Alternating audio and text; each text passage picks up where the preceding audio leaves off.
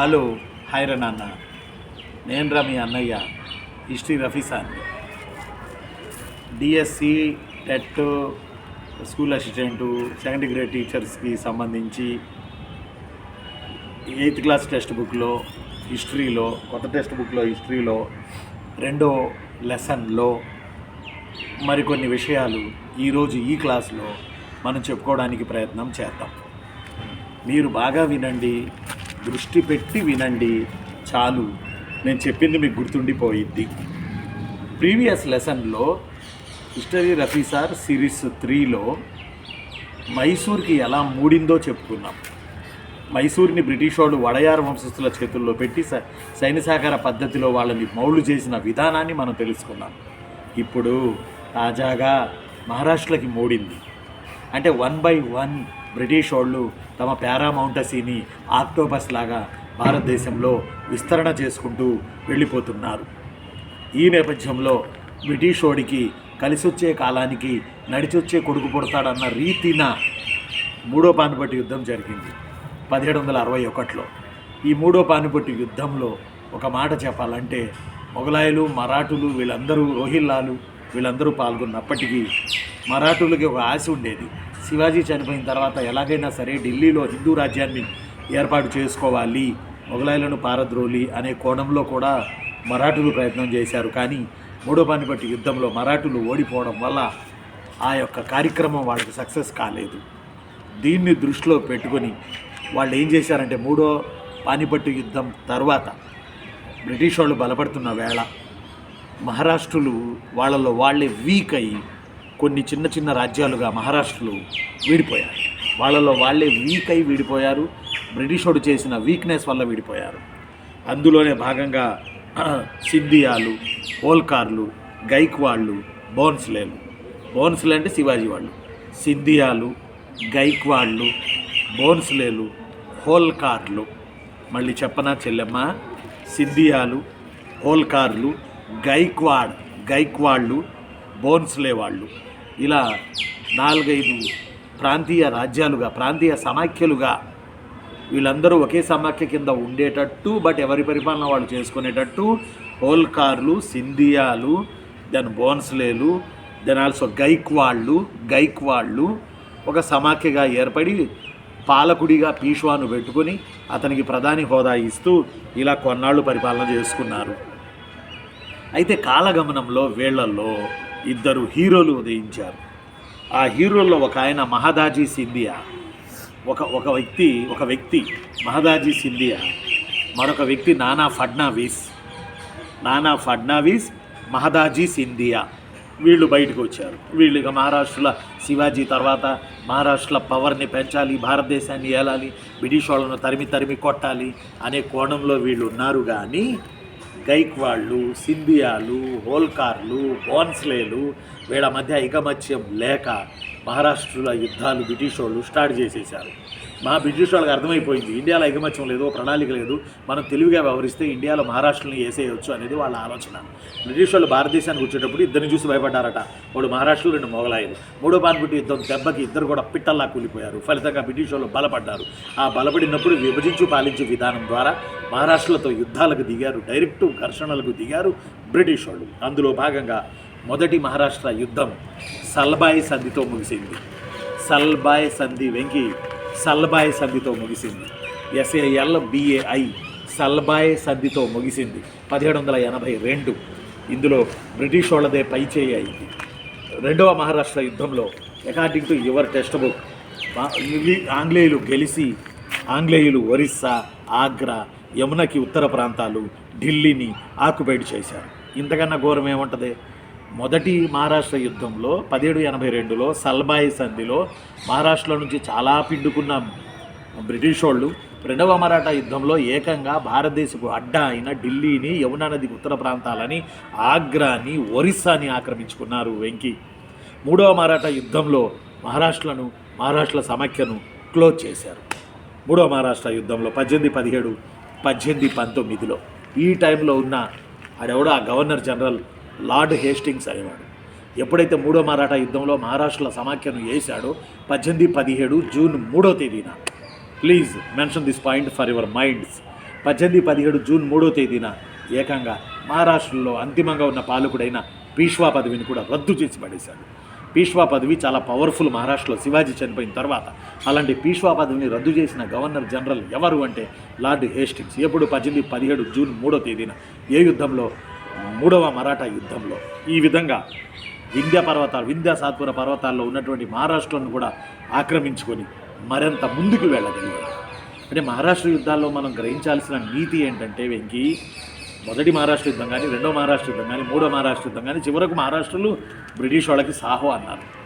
ఇదే మహారాష్ట్రను అడ్డం పెట్టుకుని మైసూరు యుద్ధాలు చేశారు బ్రిటిష్ వాళ్ళు, అంటే అవకాశవాదం. మళ్ళీ ఇప్పుడు మహారాష్ట్రను చేశారు. మహారాష్ట్రలు బలంగా ఉన్నట్టయితే, తోడుపాలు కొట్టడం జరగకుండా ఉన్నట్టయితే, వీళ్ళు హోల్కారులుగా, గైక్వాళ్ళుగా, సింధియాలుగా, బోన్సలులుగా విడిపోయి ఉండకపోయినట్టయితే, వీళ్ళలో వీళ్ళే ఐకమత్యం లేకుండా ఉన్నారు కాబట్టి ఉన్నట్టయితే మహారాష్ట్రకు ఈ గతి పట్టేది కాదు. ఎప్పుడైతే మహారాష్ట్ర ప్రాంతాలను ఆక్రమించుకున్నారో, మహారాష్ట్రలో లార్డ్ హేస్టింగ్స్ అనేవాడు మొట్టమొదటిగా ఇండియాలో రైతువారి విధానాన్ని ప్రవేశపెట్టాడు. Please note this point. రైతువారి విధానాన్ని మహారాష్ట్రలో ప్రవేశపెట్టాడు. అలానే 1820 నాటికి మన్రో అనేవాడు రాయలసీమకు వచ్చాడు కాబట్టి, రాయలసీమ కలెక్టర్గా ఉన్నాడు కాబట్టి, దత్తమండలాల్లో మన్రో 1820 తర్వాత రైతువారి విధానాన్ని ప్రవేశపెట్టాడు. మద్రాసు రాష్ట్రంలోనూ మహారాష్ట్రలోనూ రైతువారి విధానాన్ని ప్రవేశపెట్టారు. భారతదేశంలో ఫ్రీడమ్ మూమెంట్లో మొట్టమొదటిసారిగా మద్రాసులోను, వెంకీ మహారాష్ట్రలోను. ఆ తర్వాత ఇలా యుద్ధాల ద్వారా, మైసూరు యుద్ధాలు కావచ్చు, మహారాష్ట్ర యుద్ధాలు కావచ్చు, యుద్ధాల ద్వారా బ్రిటిష్ వాళ్ళు గెలవడం వల్ల మేమే గొప్ప అంటూ రాజకీయ పరంగా, పాలన పరంగా, ఆర్థిక పరంగా, మతపరంగా, కల్చరల్ పరంగా ఒక రకమైనటువంటి ఆధిపత్య ధోరణిని బ్రిటిష్ వాళ్ళు మన పట్ల అనుసరించడం మొదలేశారు. కారణం, వాళ్ళకి టగ్ ఆఫ్ వార్గా ఉన్న మైసూరు వాళ్ళు, టగ్ ఆఫ్ వార్గా ఉన్న మరాఠులు చేతుల్లో ఓడిపోయారు కాబట్టి బ్రిటిష్ వాళ్ళకి కళ్ళు నెత్తికెక్కి ఫలితంగా వీళ్ళొక నూతన విధానాన్ని తీసుకొచ్చారు. టీచర్ అమ్మ ఆ నూతన విధానాన్నే అత్యున్నత హోదా అని మీ బుక్లో రాసి ఉంది. 8th క్లాస్ బుక్లో అత్యున్నత హోదా లేదా పారామౌంటసీ అని వాళ్ళు పిలుచుకున్నారు. What is meant by paramountcy? Mysuru యుద్ధాల్లో గెలిచిన వీళ్ళు, మహారాష్ట్ర యుద్ధాల్లో గెలిచిన వీళ్ళు ఒక పారామౌంటసీ పద్ధతిని వీళ్ళు ప్రవేశపెట్టారు. What is meant by పారామౌంటసీ? మేము అత్యున్నత హోదా, మేము గొప్పవాళ్ళం, భారతీయుల అధికారం కన్నా, భారతీయుల పాలన కన్నా మేము గొప్ప, మాకన్నా గొప్పవాళ్ళు ఇంకొకళ్ళు లేరు. అవసరమైతే మేము తెగబడైనా సరే భారతదేశాన్ని మాలో విలీనం చేసుకుంటాం. మేము విలీనం చేసుకుంటుంది వెంకీ, వినండ్రా, మేము విలీనం చేసుకుంటుంది ఎందుకంటే భారతదేశాన్ని మంచిగా పాలించాలని మేము విలీనం చేసుకుంటున్నాం. మీ వాళ్ళు మిమ్మల్ని మీ సమాఖ్యల్లో, మీ చిన్న చిన్న సర్దారు రాజ్యాల్లో సరిగ్గా రూల్ చేయట్లేదు కాబట్టి మేము మిమ్మల్ని మంచిగా పాలిస్తాం అంటూ పారామౌంటసీని మనల్ని మౌలు చేసుకోవడానికి, వాళ్ళు తమ యొక్క అహంకారాన్ని చూపించుకోవడానికి, అత్యున్నత హోదాను చూపించుకోవడానికి, మేము తప్ప భారతదేశానికి గతి లేదు అని చెప్పడానికి, మీ వాళ్ళు మిమ్మల్ని సరిగా పాలించరు అని చెప్పడానికి, మీ పోయిన తర్వాత మీ వారసత్వంగా వచ్చేవాళ్ళు మీ సంస్థానాల్లో సరిగ్గా రూల్ చేయరు, మేము ఎప్పటి నుంచో మీకు తెలుసు కాబట్టి మీరు మమ్మల్ని ఫాలో అయితే మీరు మోడర్న్ అవుతారు అనే ఒక పారామౌంటసీ అంటే అత్యున్నత హోదా. పారామౌంటసీ అంటే భారతీయుల అధికారం కన్నా మా పాలన గొప్పది. పారామౌంటసీ అంటే మా ప్రయోజనాల కొరకు ఏ భారతీయ రాజ్యాన్నైనా మేము విలీనం చేసుకుంటాము అని వీళ్ళు ఇలా బయలుదేరినప్పుడు వీళ్ళ పారామౌంటసీకి ఫస్ట్ తిరగబడింది చిన్న సంస్థానం కర్ణాటకలో కిట్టూరు చెన్నమ్మ. ఎవరి నాన్న సౌమ్య? కిట్టూరు చెన్నమ్మ. ఈమె తిరగబడింది. ఈమె శివలింగప్ప అనే ఒక బాబుని దత్తత తెచ్చుకొని వీళ్ళ అబ్బాయి ద్వారా ఆ శివలింగప్పను తన వారసుడిగా ప్రకటిస్తే బ్రిటిష్ వాడు ఒప్పుకోవాలి. అందువల్ల బ్రిటిష్ వాడు ఈ సైన్యాన్ని పంపాడు. కిట్టూరు చెన్నమ్మ తిరగబడి పోరాటం చేసింది తన సంస్థానంలో కర్ణాటకలో. ఆ రోజుల్లో ఏ మహిళను అడిగినా నేను కూడా చెన్నమ్మనే, నన్ను చంపండి అని నిలబడ్డారట బ్రిటిష్ వాళ్ళ దగ్గరికి. కిట్టూరు చెన్నమ్మ అంటారు ఈమె. చివరికి 1824లో ఈమెను అరెస్ట్ చేశారు. 1829లో ఈమె జైల్లో చనిపోయింది. కిట్టూరు చెన్నమ్మ కేవలం చిన్న సంస్థానమైన వాళ్ళ కక్కుర్తిలో కమండలం వదిలి సావలమన్నారు. ఆ తర్వాత చెన్నమ్మ తర్వాత ఆమె చౌకీదార్ అనే ఉద్యోగి రాయన్న అని ఆయన పోరాటం చేసి బ్రిటిష్ వాళ్ళ రికార్డులు, బ్రిటిష్ వాళ్ళకి చెందినటువంటి శిబిరాలు ధ్వంసం చేశాడు. కానీ చివరికి కిట్టూరు బ్రిటిష్ వాళ్ళ ముందు నిలబడలేకపోయింది. ఈలోగా ఒక వర్తమానం వచ్చింది. ఎవరికి వచ్చింది? బ్రిటిష్ వాళ్ళకి నిత్య. ఆ వర్తమానం ఏంటంటే భారతదేశపు ఉత్తర వాయువ్యాన అంటే ఇటు ఆఫ్ఘనిస్తాన్ వైపు, ఇరాన్, ఇరాక్ వైపు రష్యా దండయాత్ర చేసి భారతదేశం మీదకి వస్తుంది కాబట్టి రష్యాను ఆపకపోతే రష్యా ఇండియాలోకి జొరబడిద్ది కాబట్టి మాకు రష్యా శత్రువు అవుతుంది, అది ఫోర్స్ అవుతుంది అని భయపడి మళ్ళీ వీళ్ళు ఊళ్ళో పెళ్ళి కుక్కల హడావుడి అనకూడదు, కానీ మళ్ళీ వీళ్ళు ఏం చేశారు, వేరే దేశం కూడా ఇండియాలోకి రాకుండా ఆఫ్ఘన్ యుద్ధాలన్నీ చేశారు. 2 యుద్ధాలు ఆఫ్ఘన్ యుద్ధాలను చేశారు. ఆ 2 ఆఫ్ఘన్ యుద్ధాలు 1838, 1842లో జరిగింది.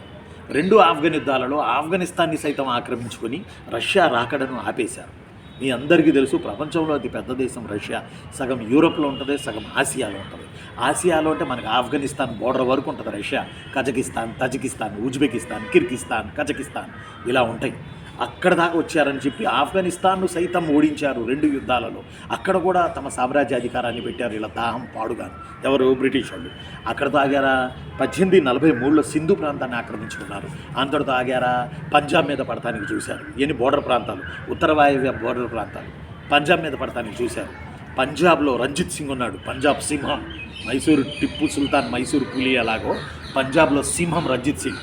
ఆయన బతుకున్నంత వరకు పంజాబ్ని ఆక్రమించుకోవడానికి వీళ్ళ కాలం. ఫలితంగా పాపం 1839లో సుఖర్ చేకియా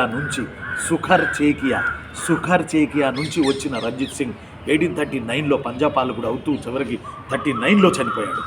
ఫలితంగా 2వ సిక్కు యుద్ధంలో 1849లో పంజాబ్ని కూడా బ్రిటిష్ వాళ్ళు కలిపేసుకున్నారు. అంటే మైసూర్ని కలిపేసుకున్నారు, మహారాష్ట్రని కలిపేసుకున్నారు, కిట్టూరు చెన్నమ్మ రాజ్యాన్ని కలిపేసుకున్నారు, ఆఫ్ఘనిస్తాన్ని కలిపేసుకున్నారు, సింధుని కలుపుకున్నారు, పంజాబ్ని కలుపుకున్నారు. ఇంతటితో కొడుకుల దాహం తీరలా కొత్త విధానానికి తెరదీశారు. ఆ కొత్త విధానమే రాజ్య సంక్రమణ సిద్ధాంతం. ఎస్, మీరు ఇది సబ్స్క్రైబ్ చేయండి, లైక్ చేయండి, మీ వాళ్ళకి పంపించండి. నేను ఏ రోజు ఇలా మిమ్మల్ని అడగలేదు. లైక్ చేయండి, 10 మందికి ఉపయోగించండి. నేను ఒక్కటే చెప్పేది, మీరు ఎవరికైనా మీ ఫ్రెండ్స్కి గిఫ్ట్ ఇవ్వాలంటే అమూల్యమైన గిఫ్ట్ ఇవ్వాలంటే నా వీడియోని వాళ్ళకి షేర్ చేయండి చాలు. హిస్టరీ రఫీ సార్ వీడియోని వాళ్ళకి షేర్ చేయండి చాలు. ఇది ఈరోజు మనం చెప్పుకున్న లెసన్. మనం ఏం చెప్పుకున్నామంటే, ఈరోజు పానిపట్టు యుద్ధంలో మరాఠులు ఓడిపోయి ఎలా బ్రిటిష్ వాళ్ళ చేతుల్లోకి వెళ్ళిపోయారు, మరాఠా యుద్ధాలు ఏంటి, బ్రిటిష్ వాళ్ళ పారామౌంటసీ అంటే ఏంటి, కిట్టూరు రాణి చెన్నమ్మ ఏంటి, రష్యాని ఎదుర్కోవడానికి ఆఫ్ఘన్ మీద ఎలా పడ్డారు, చివరికి పంజాబ్ని ఎలా ఆక్రమించుకున్నారు, ఇవి చెప్పాం. మీ అందరికీ థ్యాంక్ యూరా.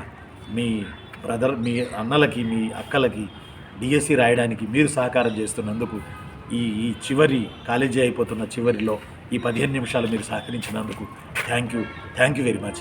నేను మీ అన్నయ్య హిస్టరీ రఫీ సార్ని. సబ్స్క్రైబ్ చేయండి, షేర్ చేయండి, మీ ఫ్రెండ్స్కి అమూల్యమైన గిఫ్ట్ ఇవ్వండి, లైక్ చేయండి. ఉంటాను రా. Thank you.